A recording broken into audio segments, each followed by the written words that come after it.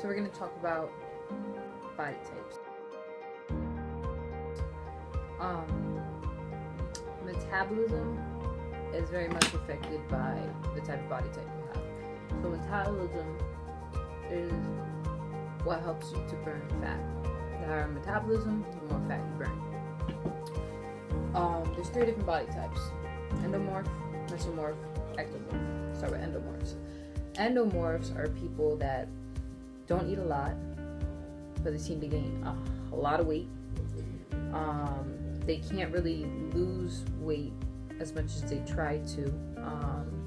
They'll eat all the right things, work out, but they just don't seem to lose the weight. A lot of these people's problem is that they don't like to eat as much, and their metabolism is low because of that. Your metabolism stays up the more often you eat. So timing is everything. So eating every 3 hours is very important, because the more often you eat, the more your body says, oh, okay, so the way your body sees the world, the metabolism, how it works is your body, if you don't eat, says, oh, Diamond's not eating, so if she does eat something, I'm just going to put it away for her, so that way I can protect her, just in case maybe there's a famine going on or something. Your body doesn't see the world like we see it. It doesn't know everything's all right, because you're not eating. When you eat every 3 to 4 hours, your body says, oh, okay, Diamond's eating, she must be good, I can burn this or get rid of it, I don't need it.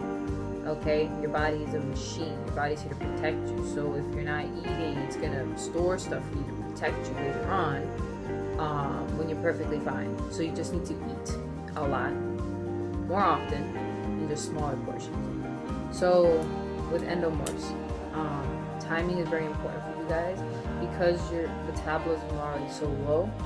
The goal is to build up your metabolism. So you definitely need to be eating every 3 hours on the dot, in small portions every 3 hours. And depending on your macros for whatever goal you're trying to get to, that's what's gonna have to eat and portion out throughout the day. But yeah, so that's endomorphs. Mesomorphs, you're right in the middle. The way that I describe you, you're like me. So if you eat right, you'll know. If you eat wrong, you'll know. Timing is still important for you guys as well. It's important for endomorph, ectomorph, mesomorph, everybody. It's important. Timing is always important. You want to keep your metabolism up. So your metabolism is in the middle. But why you might not be losing weight the way you want to, or fat the way you want to, or getting to the goal you want to, is because your metabolism is just only in the middle. It still needs to be a high metabolism so it could burn that extra fat that you want to burn. So same concept. You need to eat every 3 to 4 hours, and keep that as consistent as possible. Ectomorphs are usually skinny. They can usually eat a whole house of food and not gain weight. And we all know a person like that. So for you guys, because your metabolism is already pretty high, you still need to eat every 3 hours. But because your metabolism is already high, you just gotta kind of double what you would a normal mesomorph or endomorph might eat. So, for instance, my portion size is about this big for a mesomorph, right?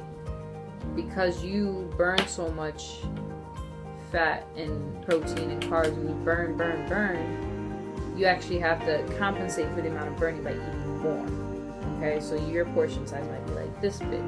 So you just 9 times out of 10, ectomorphs have a problem gaining weight and gaining muscle.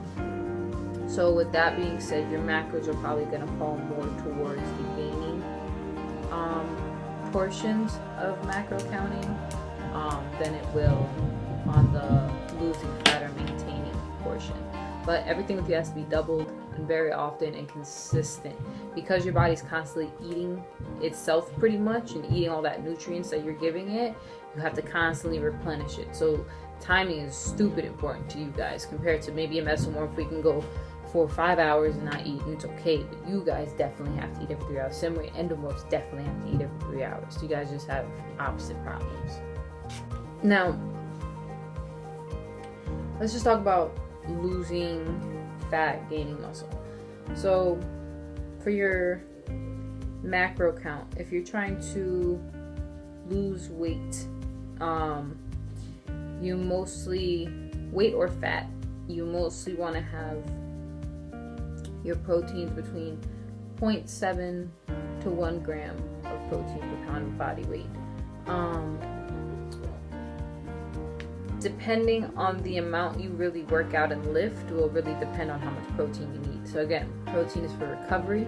So if you feel like maybe you had a really, really tough leg day that day, and say normally you have maybe that 0.7, so like for me, like 105 grams of protein, but I also feel like I went pretty hard, or I'm gonna go pretty hard on that leg day, so I might want to up the protein so I recover just a little bit. So I might make that 105 maybe that 0.7 maybe a 0.8 or 0.9 that day, just to compensate for knowing that I need to recover from that.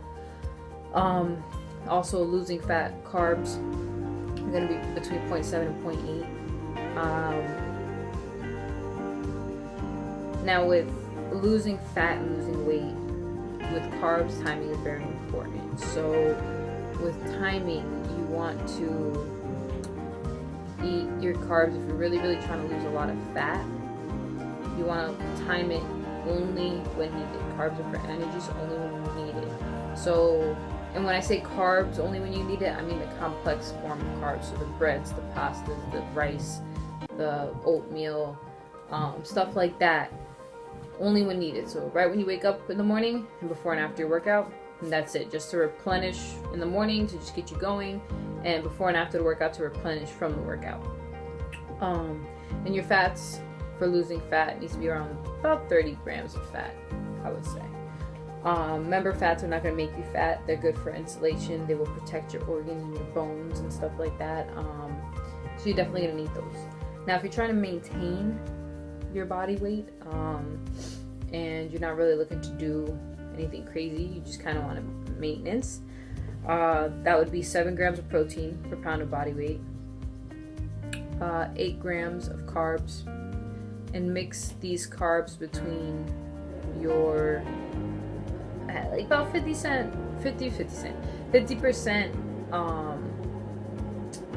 vegetables and 50% complex carbs. With losing fat, you want to do more vegetables than you do the complex carbs. So like I said, go back to losing fat.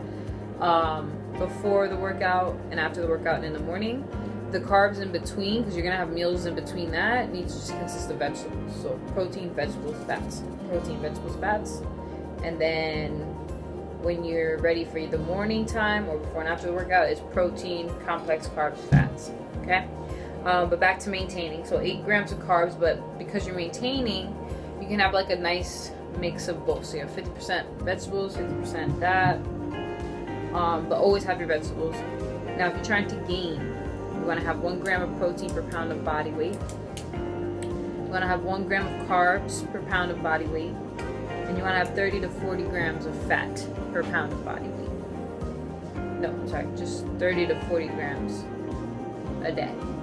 Now with the protein, for gaining, I would say watch your body and test it out. I would start with 1 gram, and you don't want to shock your body and give your body a lot of protein out of nowhere. I would start with 1 gram, take it for about a month and see what happens. See if consistently working out, doing the same workouts. Remember, you're on 3-month programs, so I would say test out the 1 gram for the first month, and if you feel like you might be, maybe you got some results from the first month, I would say, hey, it wouldn't hurt to try not a whole gram, but maybe go 1.4, 1.5, go up half for the next month and see if you don't get more gains, and see how your body reacts to that. And depending on that will tell you whether you need 1 gram of protein or 1.5 grams of protein or 2 grams of protein. But you have to test out your body and figure out how much works for your body in particular. So rule of thumb, I would start with 1 and then just give it a month at a time and test it out. But you have to be consistent with it to get consistent, accurate results with it. Okay? And again, doesn't matter what body type you are, doesn't matter what you're trying to lose or gain, timing is always going to be important. Don't make it rocket science. It's every 3 to 4 hours. And that's depending on what time you wake up, you just start eating and start it up from there. So if normally you wake up at 6 in the morning and you start eating at 6:30, and then you do it every 3 to 4 hours, and then say the next day you wake up at noon for whatever reason, don't think you have to skip those meals. Just start off from noon and just go on from there for however long you're awake. Also, if you're awake longer than you thought, so say you have 5 to 6 meals a day and you're up longer than you were expecting, keep eating. If you're awake, your metabolism is still awake, it needs to still be going. So keep eating, but if you're not in a gaining mentality and you're in more of a maintenance or a low losing fat, try to keep it proteins and healthy fats. Okay, that's it.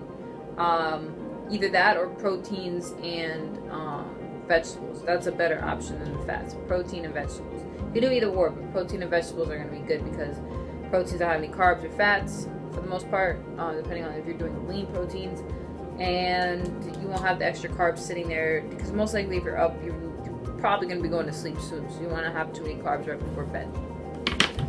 Okay, and just as a tidbit on that, carbs, obviously there's no like you have to stop eating it at 7 or 8.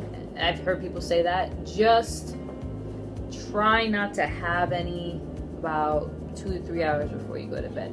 Remember, if you eat every 2 to 3 hours, that means whatever carbs you ate will be pretty much done by that end of that 3 hours, or they've gone to either do what they had to do or they have stored. It's one of the two. So if you're not eating it 3 to 4 hours before you go to bed, then it's not going to be there when you're going to bed and storing as fat for no reason. Okay. Your portion. Now there's one other option for people that want to go the route of gaining weight and losing fat at the same time, or people that want to bulk, but they only want to bulk up a certain section. Maybe just for example, you are perfectly fine with your upper body where it's at, but you want to grow a butt. So let's use that as an example. So if that's the case, you're going to do something called carb cycling. Carb cycling is good for losing fat quickly and weight as well. And it's good, like I said, if you're trying to bulk up without having to bulk up everything. So how it would work, you're going to have 7-day week. You're going to have what you call high carb days, and you're going to have what you call low carb days. All that means is if normally your carbs are 150 grams a day, right?